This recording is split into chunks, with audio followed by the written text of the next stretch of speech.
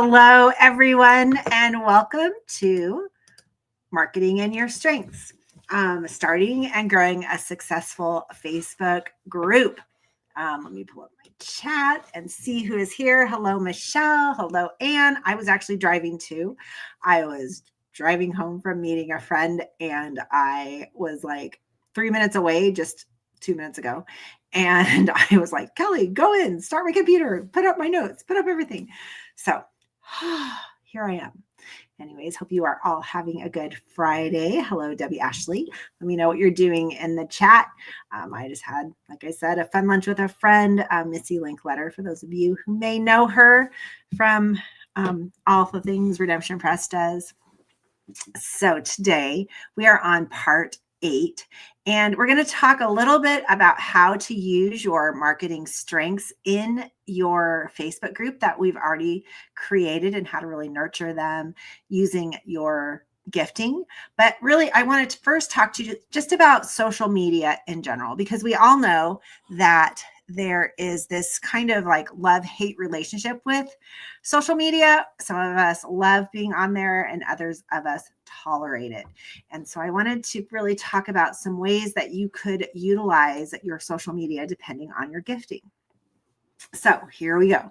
I just have a couple things to share with you, and then we'll go into the Facebook group. So first of all, if you are a techie trendsetter, your content will probably reflect kind of a bright and bold style, visually dramatic, using posts that are really colorful and trendy, incorporating GIFs, and you might even engage in some challenges that are online.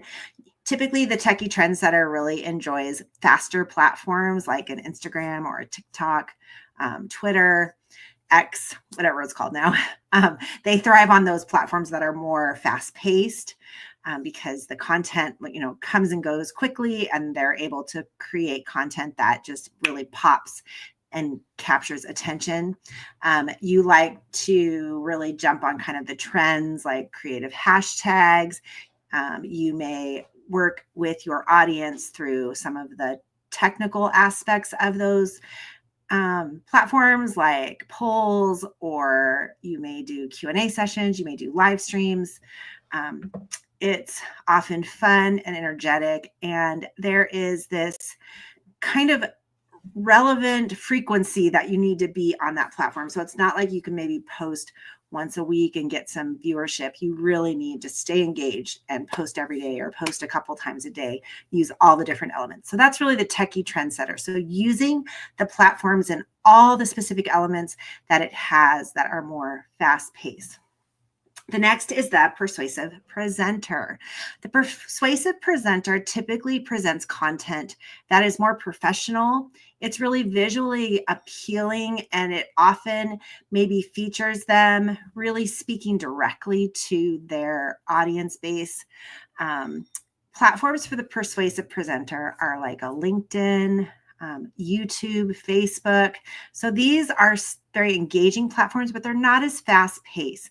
They more allow that relationship to form, and you really get to step into those conversations with your audience. The tone is typically pretty confident. It's inspirational, but still really, even though it's kind of like you have an authority on something, it's still more approachable in that aim. The next one is the prolific penman, the person who likes to write. This person is going to choose platforms where you can really think about what you want to say and create really meaningful posts, blogs. You want to tell story. Platforms that are really good for the prolific penman are things like Substack, LinkedIn. Again, Facebook is a good one for this one, where you can share longer content. You also have, you really want that engagement where you can actually thoughtfully respond back and forth. You know, those people that are on Facebook that take the time to really answer all of the different comments that they get, and they spend time really connecting with their audience. So when you post this microblog, you're able to step into conversations that are really meaningful. And you might even offer to your reader something that you create, like an ebook or a series of posts or something that they can walk through with you. And then you have the creative collaborator. And this person, really their content style is friendly, it's inclusive, it's really focused on the people. Oftentimes they're going to post things that highlight an activity or collaboration or even some community events. They're always inviting people in to their platform, to their engagement. There are platforms that are really good with this, and it's really specific things within it, but really Facebook groups is that community collaborator. And I know a lot of you have kind of brought that into your social media. Instagram has that because you have the stories, and stories are also on Facebook, but they're a little easier to work with on Instagram. And that's really bringing people together to come and join you on a journey. Then you have the engagement, which is oftentimes done in a group discussion, like in a Facebook group. It's usually content that perhaps the other people in your groups are coming together. So you partner with someone else who has the same audience and you work together, bringing that collaboration to it. The engagement is kind of group discussions, probably, where you're going to share content with each other and then really celebrate perhaps the achievements of others. The tone is approachable. It's really encouraging, focus on a sense of creating belonging and shared purpose. And that happens in a Facebook group. You want to regularly post so that you keep your community engaged and informed, but you don't want to overwhelm them. So you don't want to post too much, but you do want to keep them connected. And you might even organize things like a meetup. You might share in a collaborative project. You might, in your group, spotlight different members of their community to strengthen relationships and connections between them. So the community collaborator brings everyone together in a platform to not only build their audience, but also to help others build theirs. So, Facebook group is a place, I think, where you can have all four of those personality types engage. So as we just spoke, some of the personality types really tend to move towards one or the other in the basic overarching how things work. The Facebook group can also have different ways that this person is going to interact. So when we create a Facebook group, we're really bringing people around us to set a stage for the ministry God's given us. So our ministry could be a ministry where we're serving or doing something tangible for someone like Carrie and Clark, how they go out into the community and do that, where others of us may have really be focused more on our book and the message from within that. So today I'm going to walk you through a step-by-step guide of just really how to manage that group and how to help you connect with your audience. So we already have a teaching on how to create a Facebook group, but we really didn't talk a whole lot about, we talked about all the logistics of it, but really how then do we get people to be involved in it? And we talked about it a little in that platform, but we're going to kind of review it and maybe hear something else. So the first step is really, as we know, when we're creating this Facebook group, is we have to remember what our purpose is. Why does this group exist? And so you want to make sure that you're aligning your group's purpose with perhaps your book's theme or the ministry theme that you are going towards. We want to make sure that we are always, whatever we do, serving our audience. Then, of course, we create the group, and that's what that platform is going to teach you and show you how to do. And I think one of the most important parts of creating that group, and this is something you can always change, but what is the group name? What are you calling it? Because that is going to set that tone to allow people to know what to expect when they get in there. We set up different rules so that the people that are part of the community understand the structure. They understand the importance of the engagement that's allowed, and it encourages that conversation that you are so helping for as you bring people together. Then we begin to invite people, and you want to invite people. If you haven't yet started inviting people to your Facebook group that you created, just start reaching out to your friends and your family and getting some momentum going, getting some posts in your group so that you are able to, when someone comes in, they have something that they are can engage in, and it also will help them understand and recognize what the group is going to be about. Now, depending on your personality type, that engagement, what you post is going to really reflect that. So think through that. If you're the prolific penman, you will probably have quite a bit of like blogs and writing. If you are the techie person, you may have some fun reels and videos and things that really engage them, maybe some quizzes. And then if you are the presenter, you may actually do some lives and do live teaching. So whatever feels natural to you, use that to present. If you don't want to do video, you don't have to, but just really thrive where you are and do that well. When you start really building that community, when people then begin to join it, they're going to have something that's already thriving that they feel that they want to be a part of. So then you can start promoting the group across all the platforms. You may want to share the link on your website, on your newsletter. You may want to have a QR code when you go speak at an event. Perhaps you are writing a blog and you have a link at the bottom, like to be part of this community where this blog could be posted, or more information or a teaching on this topic. So always draw people towards something where you can capture them and begin to give them value. We also want to create a compelling lead magnet, of course, something that when they join the group, perhaps they get. This could be something that only people who are part of this Facebook group where you're collaborating together can receive. It could be a downloadable PDF. It could be courses that you put in the guides section. Keep your Facebook page or your Facebook group really organized so that when someone comes in, they are able to find everything that is there that is meaningful to them. And then you want to engage always with the new members. Remember, sometimes you get so involved in just the regular posting that you forget that there are new people that are joining the group.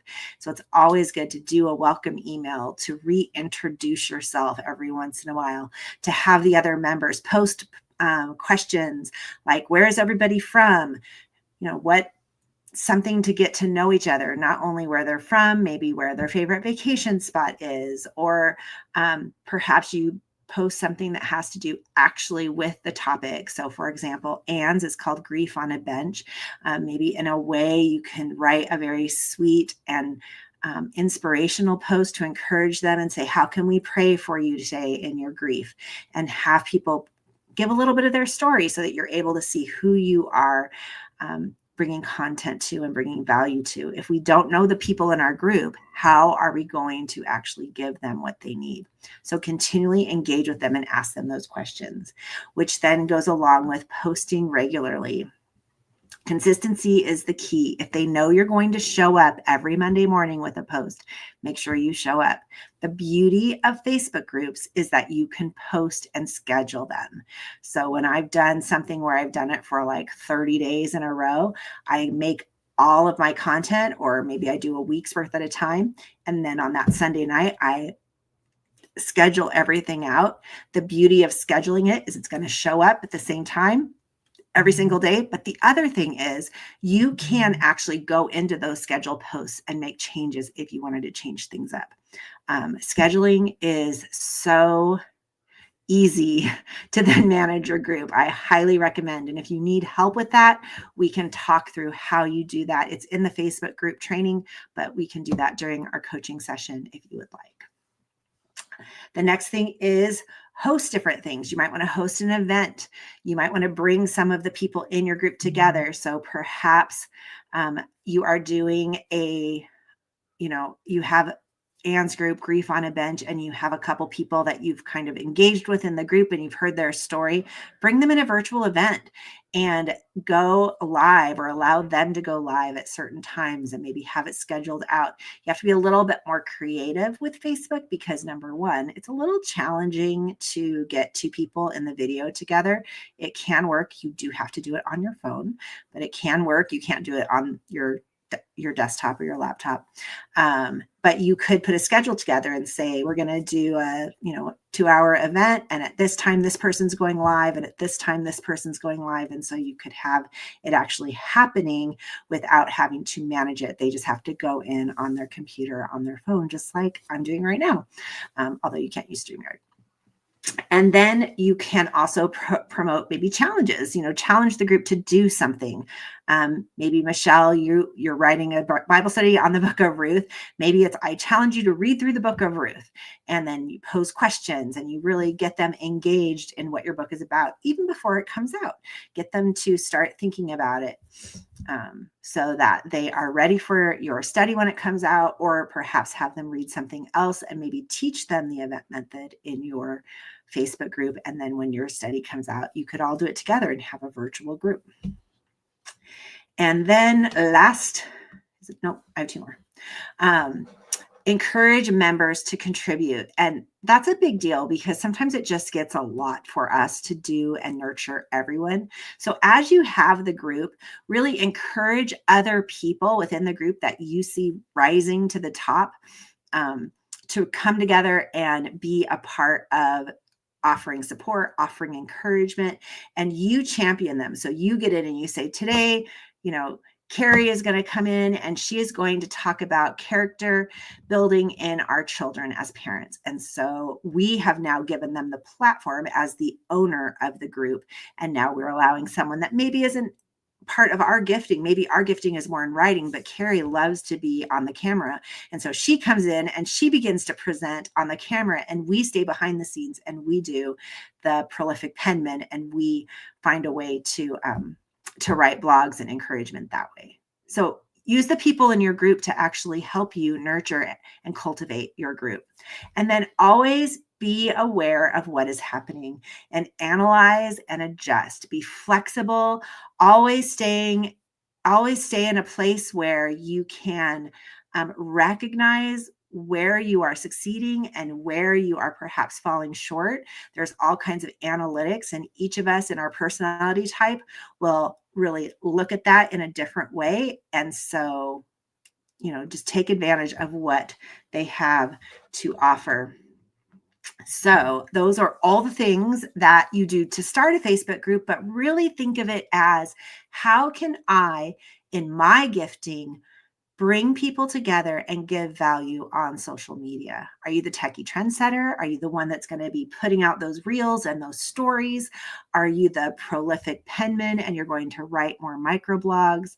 Perhaps you are the presenter and you're going to go live, or you're the collaborator and you really are going to foster those groups. So now it's your turn.